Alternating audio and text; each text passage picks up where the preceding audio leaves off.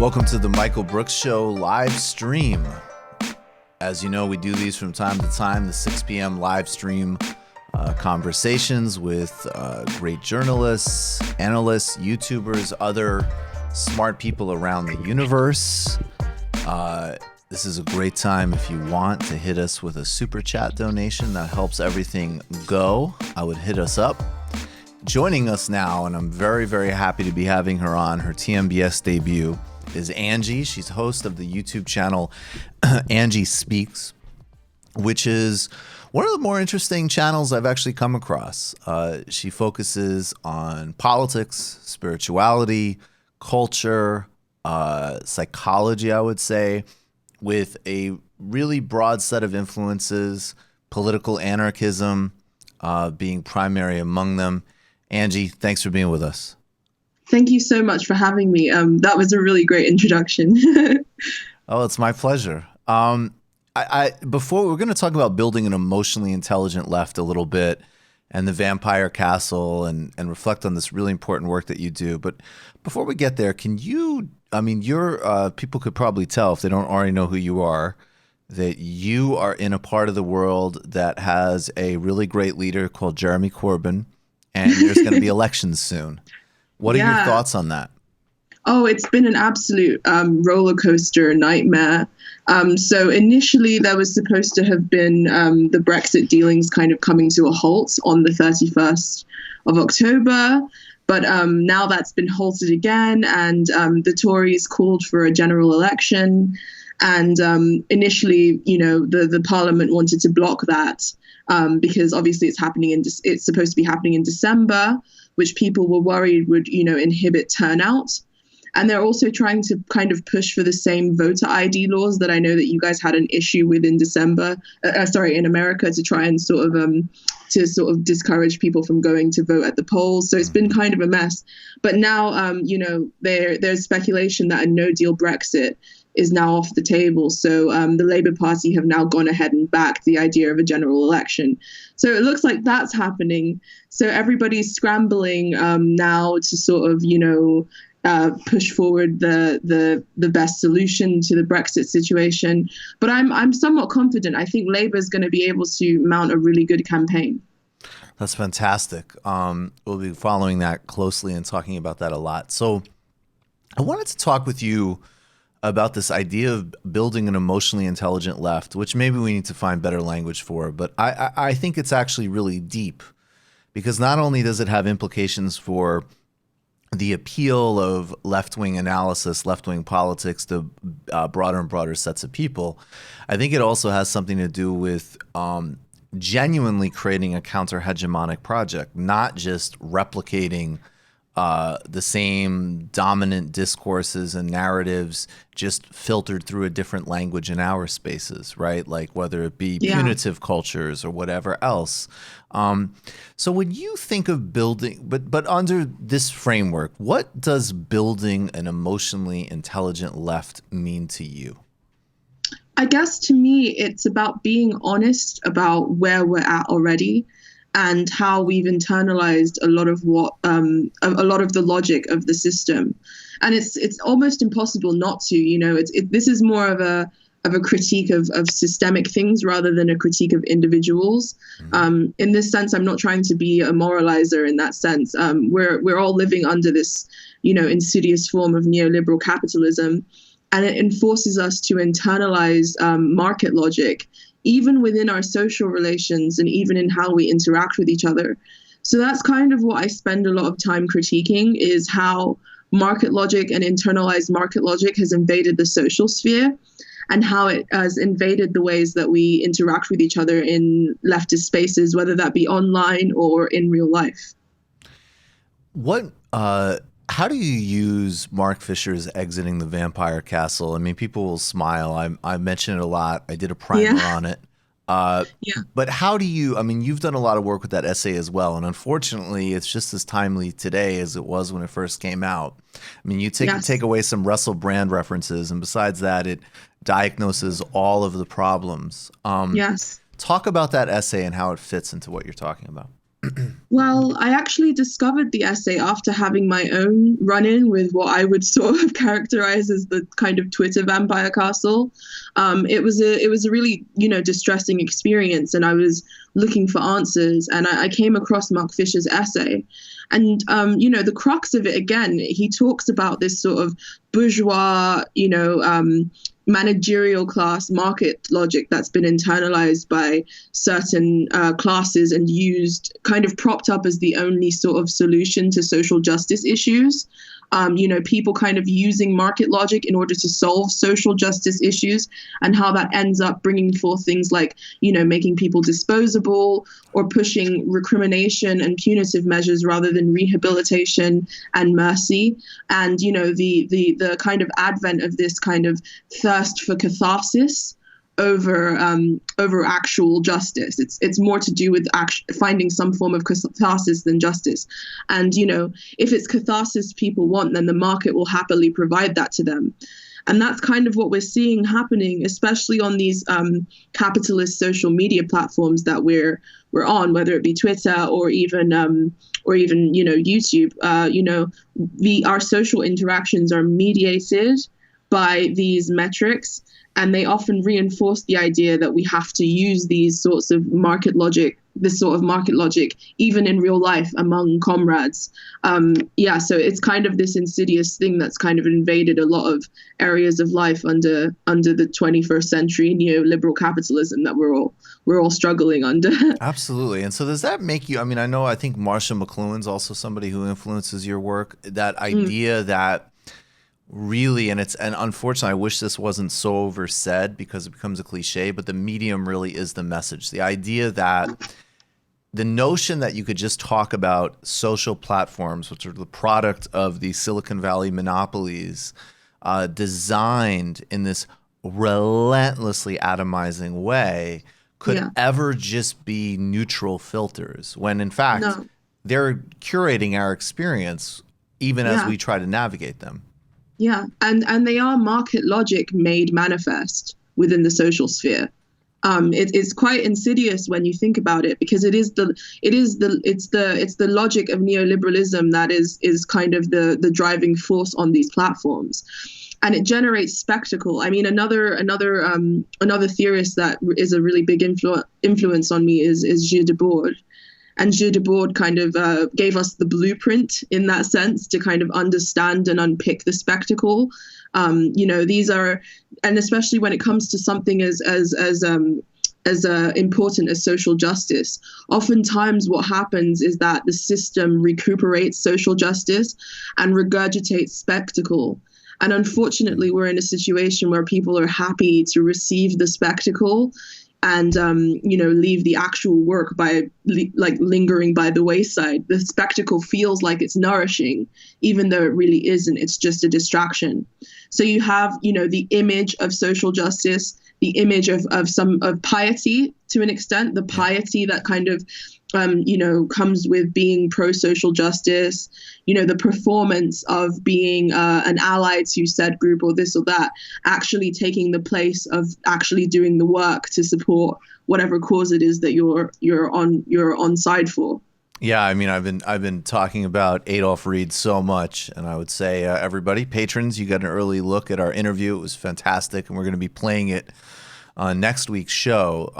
But the subtitle, one of the subtitles of Class Notes is "Posing as Politics," and that was written in before. That was I think came out in either 2000 or 2002, and really is chronicling all of the mistakes and tragedies of the 90s from a socialist perspective, let alone before we get to the Facebook, Twitter matrix of toxicity.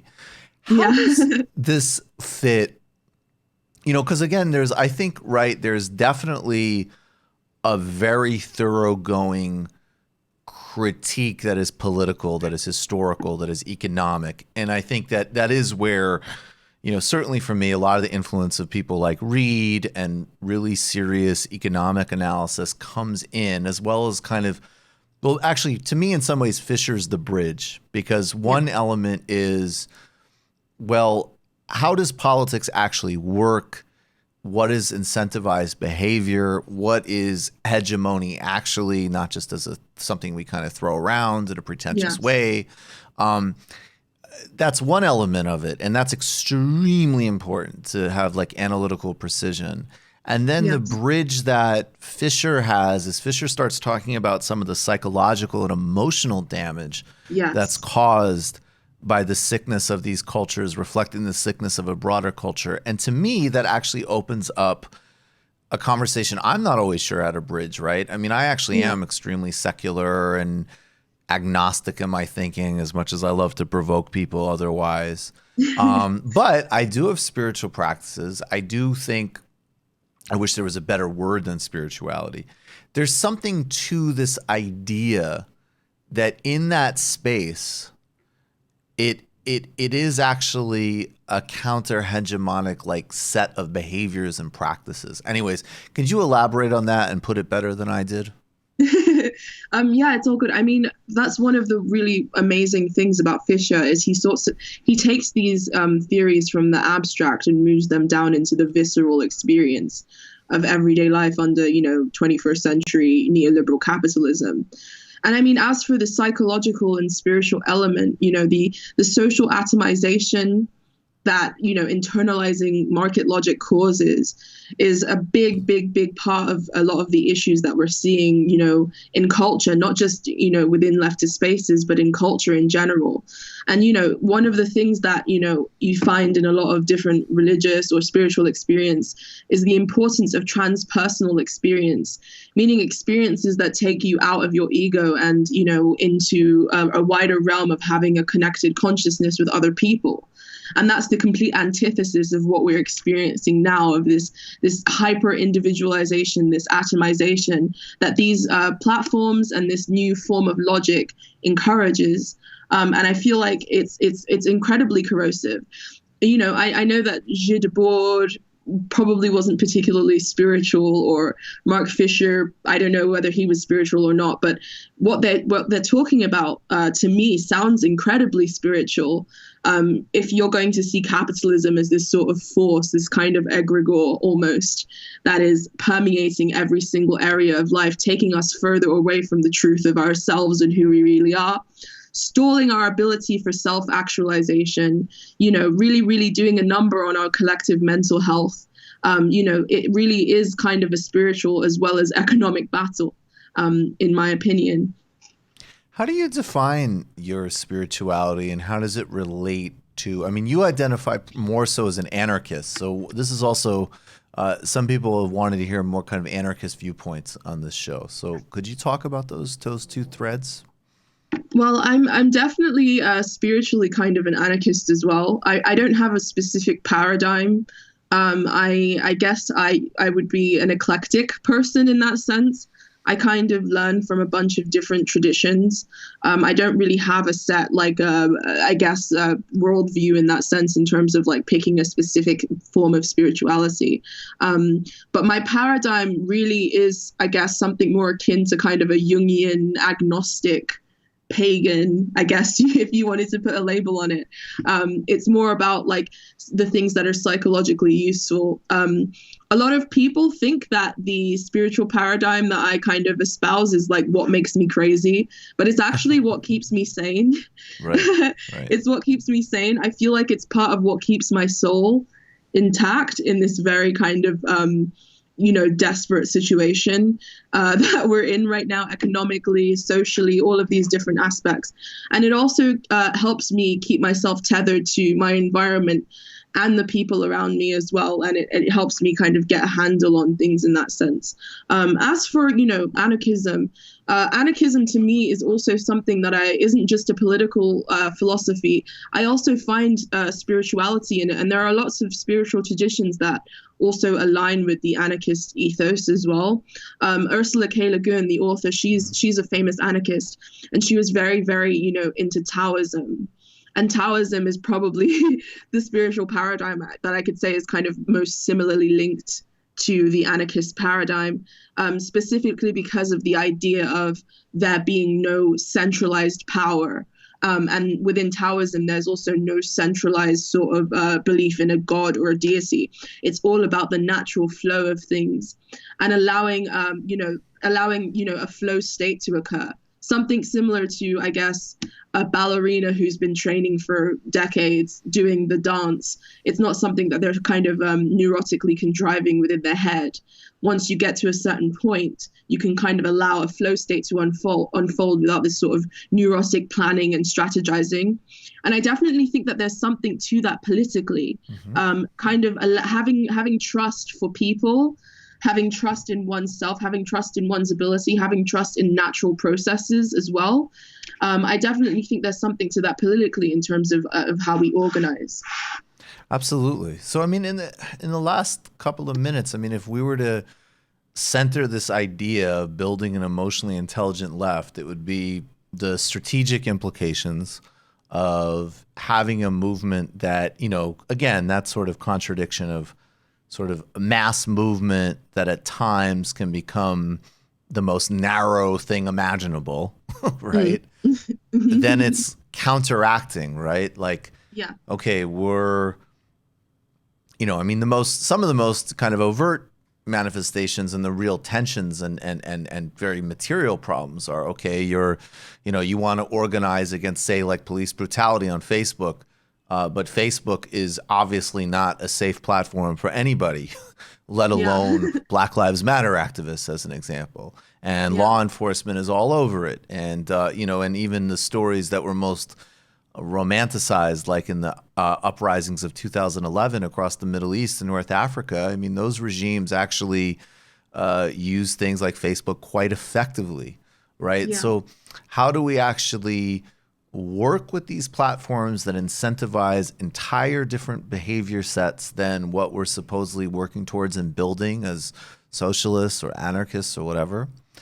And then I guess 3, what is possible in terms of our own visceral internal experience, different practices and ideas to access, not to, atomize ourselves in a new age escape, but actually re-anchor ourselves in our localities, and in our broader connections to people? Sure. I guess to answer your first question, it's definitely something that I lose sleep over. Yep. I won't lie, especially because, now so much of my life is kind of wrapped up in being on YouTube and creating content and being kind of a public figure in that sense. It's incredibly difficult, but I definitely think the first step is to be mindful. One of the issues that I've definitely seen become, a huge issue is the fact that a lot of people think that consumer demographics are communities. A lot of people talk about the left online as if it's a community, when it's not. It's a consumer demographic. And unfortunately, consumption is not activism. This is something that me and Peter Coffin have been screaming from the rooftops for a really long time. Consumption is not activism. And because you consume leftist content, that doesn't make you an activist. And also, online communities are not really communities. They're just demographics. And I think being mindful and understanding the limitations of these modes will be a massive help in curtailing some of the catastrophes that we're seeing in the discourse at the moment. The way that things are set up right now is you usually have a thought leader or somebody who's at the center of a specific fandom or, consumer demographic, and then they validate their demographic by, giving them information that validates their worldview. And if the person fails to do that, then it causes all kinds of tension and catastrophes and drama and absolute nonsense. It's because people are placing a lot more weight on these consumer demographics than they actually should. And a lot of the work that could be done in real life is unfortunately, not getting as much shine as it should, especially even within using these platforms in order to promote real life praxis and activism. And as for real life, I mean, one of the things that I do is not take myself too seriously, number one, and to understand that what I'm doing is not the end all be all. It's just kind of one arm of, spreading class consciousness. It's one arm of spreading, awareness about certain issues, but I don't necessarily see myself as a thought leader or like the vanguard of any sort of, movement. I'm a thought-leading vanguard, Angie. Oh, sorry, say that again. I'm a thought-leading vanguard, Angie. Oh dear, I wish I had your confidence. I honestly am a like weird, like witchy stoner person that I shouldn't be leading anyone anywhere, to be honest. I'm still trying. Well, let's not do the unnecessary self-deprecation either. I actually think there's a balance there, right? Like I actually notice a lot. You're totally right. And then other times I'm like, and actually I think as part of like really actually to the extent you can create authentic community online, sometimes it really is like, hey, you know what? Like you actually are really great and doing some really valuable things, or, generating some really good ideas, and like, own that too. It's funny that inflation deflation dynamic is also a part of the problem, I think. Yeah. I mean, thank you for the compliment for sure. But I also see it for what it is. Like, yeah. I think that there are a lot of amazing things that can be accomplished online. I don't mean to diminish that at all. Oh, yeah. But I also see it for what it is. And I think a lot of people also fail to do that, to see it for what it is. These are business models. These are consumer demographics. These are platforms. And although the work that we do is important, we can't take on the authority of thought leaders in the vanguard. We have to be pointing people towards ideas that they can use to enrich themselves, right? And also things that they could be involving themselves in within their own kind of constituencies, or inspiring them to start their own sort of thing. But I guess in real life as well, one of the things that I kind of do in order to sort of fight this atomization is to try and engage as much with reality as possible. I feel like the culture that we're living in right now tries to sort of divorce you from reality as much as possible. So I try my best to sort of engage with reality as much as possible, engage with people in real life. And, the way that people act online is often very different from how they would act in real life. There are some really heinous things that people have, said and done online that they wouldn't dare say in real life, because it's just not how people interact. Right. And being around people and really seeing how people interact often gives me hope that, we can really move a lot of this potential that we have online into something that is actually enriching people's lives. And I feel like one area where we could definitely be doing a lot more work is helping people with the social atomization that they're experiencing. That's one of the biggest issues. And it's also one of the biggest issues that's affecting people's mental health is this like social atomization and the pressure to constantly be engaged with the current and the flora that comes at you through social media. So yeah, I definitely think that encouraging people to engage with the world more and also engage with each other as much as they can is definitely one area that could definitely help. Angie, that's awesome. I really recommend everybody check out Angie's channel, Angie Speaks. It is really interesting, really refreshing, different experience of what you'll watch online. You mentioned Peter Coffin. We're going to talk to him next week. We're going to talk to Peter next week. Another really, really interesting person doing some dynamic kind of cultural work online. Angie, thanks so much for doing this. Thank you so much for having me. I had such a wonderful time. Awesome. All right. Take care. All right, folks. We'll see you in about a half an hour on the main show of Crystal Ball, Shama Sawan, Harvey JK.